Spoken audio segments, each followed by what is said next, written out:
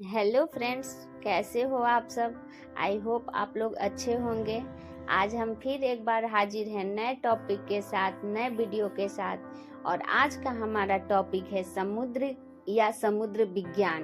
यानी समुद्र किसे कहते हैं, समुद्र विज्ञान किसे कहते हैं, इनमें किस किस चीज़ों का अध्ययन किया जाता है, इत्यादि बातों पे हम लोग चर्चा करेंगे। तो चलिए शुरू करते हैं। तो जल राशि का एक बहुत बड़ा समूह जो पृथ्वी को चारों तरफ से घेरे हुए है उसे हम सागर या समुद्र कहते हैं। इसका जो जल होता है वो काफी खारा होता है, नमकीन होता है, लवण युक्त होता है। यह पृथ्वी के 3/4 भाग में फैला हुआ है। संपूर्ण पृथ्वी के लगभग 70.8% भाग पर इसका विस्तार पाया जाता है। यानी कि समुद्र का विस्तार पाया जाता है, महासागर का विस्तार पाया जाता है। अब हम लोग समुद्र विज्ञान के बारे में देखेंगे। समुद्र विज्ञान यानी ओशनोग्राफी क्या है। समुद्र विज्ञान भूविज्ञान की एक शाखा है जिसमें सागरों तथा महासागरों का वैज्ञानिक अध्ययन किया जाता है।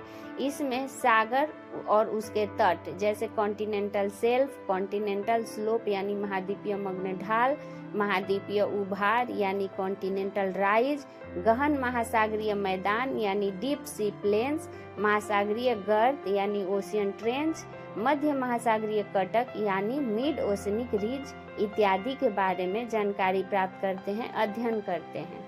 अब हम लोग महासागर के बारे में कुछ सामान्य इंफॉर्मेशन देख लेते हैं। जैसा कि हम सब जानते हैं कि पृथ्वी के 70.8% भाग पर महासागर पाया जाता है। तो ये तो संपूर्ण पृथ्वी का बात हो गया। अब हम लोग देखेंगे उत्तरी गोलार्ध में कितने प्रतिशत भाग पर जल पाया जाता है, जल का विस्तार है, और दक्षिणी गोलार्ध में कितने प्रतिशत भाग पर जल का विस्तार है। तो भूमध्य रेखा के जो उत्तर वाला पार्ट होता है उसे हम उत्तरी गोलार्ध कहते हैं, जिसमें स्थलखंड ज्यादा है, लेकिन उसमें जल का विस्तार 60.7% भाग पर पाया जाता है।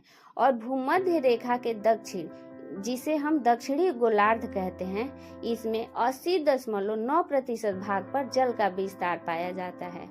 महासागरों की जो औसत गहराई होती है वो 3800 मीटर होती है, जबकि स्थलखंड की जो औसत ऊंचाई होती है वो 840 मीटर होती है। तो महासागरों को उनके भौगोलिक स्थान और उनमें बहने वाली धाराओं के आधार पर 5 भागों में बांटा गया है। जैसे कि पहला प्रशांत महासागर, जो कि सबसे बड़ा महासागर है, इसे पैसिफिक ओशियन भी कहा जाता है। दूसरा है अटलांटिक महासागर, तीसरा है हिंद महासागर, चौथा है आर्कटिक महासागर और पांचवा है अंटार्कटिक महासागर। तो फ्रेंड्स, इन 5 महासागर के बारे में अगले वीडियो में हम लोग विस्तार से जानकारी प्राप्त करेंगे कि प्रशांत महासागर, अटलांटिक महासागर, हिंद महासागर, आर्कटिक महासागर और अंटार्कटिक महासागर के बारे में पूरी जानकारी प्राप्त करेंगे। तो फ्रेंड्स, आज का हमारा वीडियो कैसा लगा, और अगर हमारा वीडियो पसंद आए तो लाइक जरूर करें। Thank you. आपका दिन शुभ हो।